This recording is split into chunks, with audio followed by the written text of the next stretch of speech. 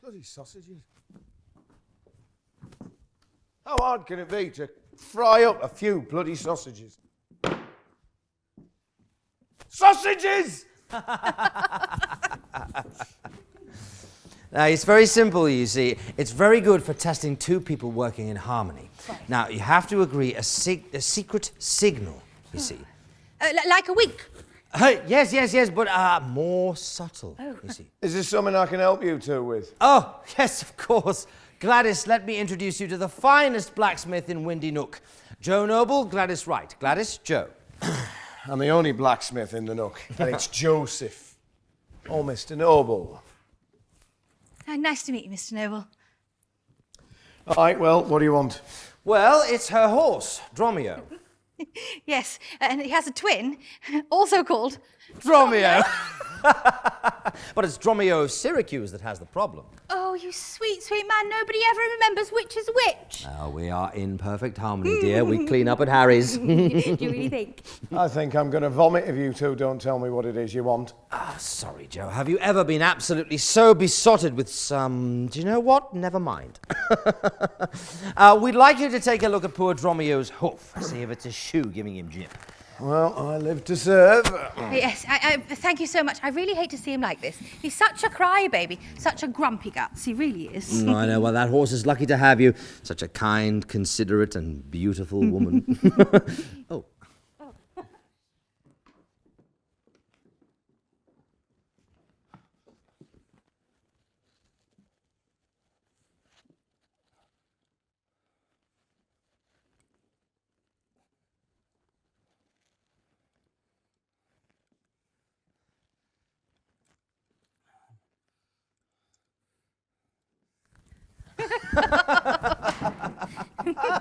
You see, if another team figures out your signal, they can shout block, you see. Oh, let me try that. All right. Block! Ah, yes. That's why it has to be subtle, so the other team doesn't suss it out. Oh, of course, sorry. And a little more for your kind and courteous service, sir. Yes, Show me how it works again. Wink. All right. We do the wink like this. You see. Block! Yes, that's it. We're so in harmony, darling. Oh, will you two get out?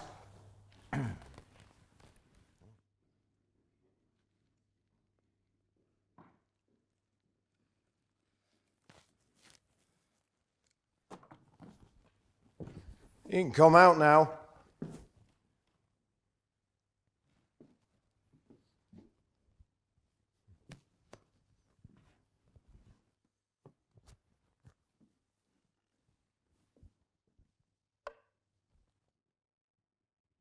That's far enough.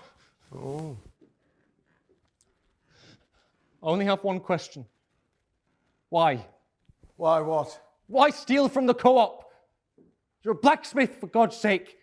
You can't be short of work. You don't get to judge me, boy. Tell you what, get that gun out of my face or pull the trigger. Either way, you can go to hell. Oh, I'm going to pull the trigger. I'm going to shoot you. For everything you've done, all the harm you've caused to Mr. Patterson, Mr. Sutton, Mr. Carr, your own wife. What do you know about my wife? Neale's just terrified of you. And that's enough. No one should have to live like that. It's not love. It's torment. She'll be better off without you. You've never been with a woman, have you, boy? Might want to think about that before you pull the trigger. Because there's nothing pretty where you're headed. Just listen to him. You don't have to do this. None of this is on you. It's all on him. Not anymore. I can fix this. It'll be so easy. I can't believe I never thought of it before. You never thought of it because it's abhorrent, right? His is not your life. His is not your life to take, right? He will get his judgment. But so will his wife. So will his children. What did they do to deserve to live under his shadow? Please don't, son. Just don't. Enough! This is my choice. Have you ever even fired one of them? I've seen it done often enough.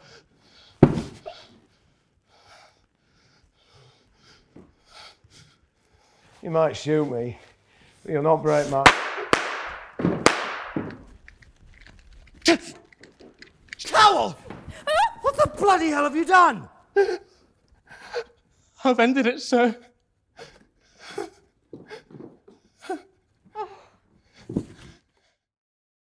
John Christopher Cowell, you stand before the jury here today accused of the willful murder of Joseph Noble. How do you plead, guilty or not guilty?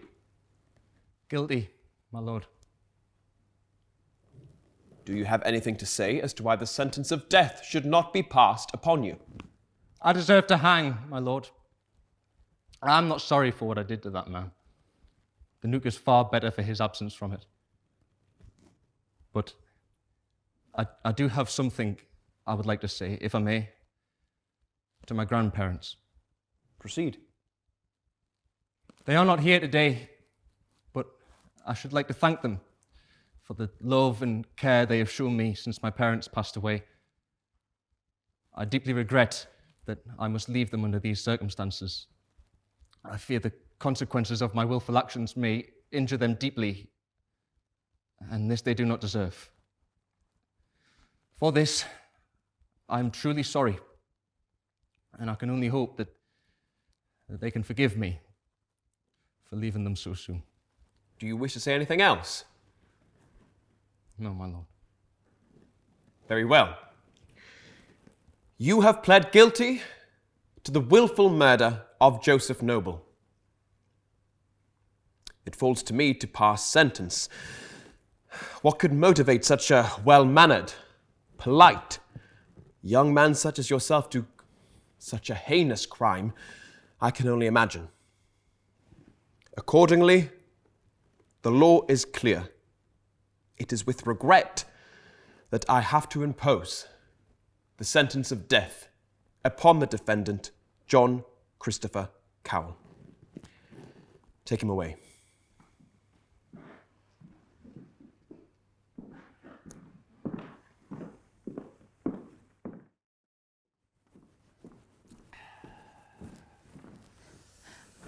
Sir, I wonder if I might trouble you for a moment of your time.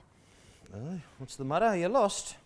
No, but I do speak for those you may consider lost, cast out by cruel circumstance. Well, you will be aware, I'm sure, of the Windy Nook tragedy. Aye. And while, quite properly, provisions have been made for the family and children of the victim, Mr. Noble, Of course. no such provisions have been made for the surviving family of the murderer, young Mr. Cowell. Give over. You've not come in here to ask for charity for his lot, have you? Sir, young Mr. Cowell, his grandparents depended on his income to support themselves, having lost their own children when he was just a babe in arms. Through no fault of their own, sir, they have found themselves without a way to earn a living, committed to a life of penury. Sir, all we ask is a little Christian charity. A small donation now may enable us to find a long-term solution. No. I beg your pardon? You heard us. When does it all end? Eh? Hey, Mr. Patterson. Are you all right, sir? Yes. It's my fault. Aye. It's all my fault. Well, whatever it is you've done, I'm sure you'll be all right in the morning. We'll get you home to your bed. No, I can't sleep. I can't sleep. I haven't slept a wink since it happened. I could have done something. I could have saved them. I could have saved them both. The poor men. Well, all right then, let's play this out. So, we're back in the co-op before anything happened with Mr. Cowell. Well, then what? Well,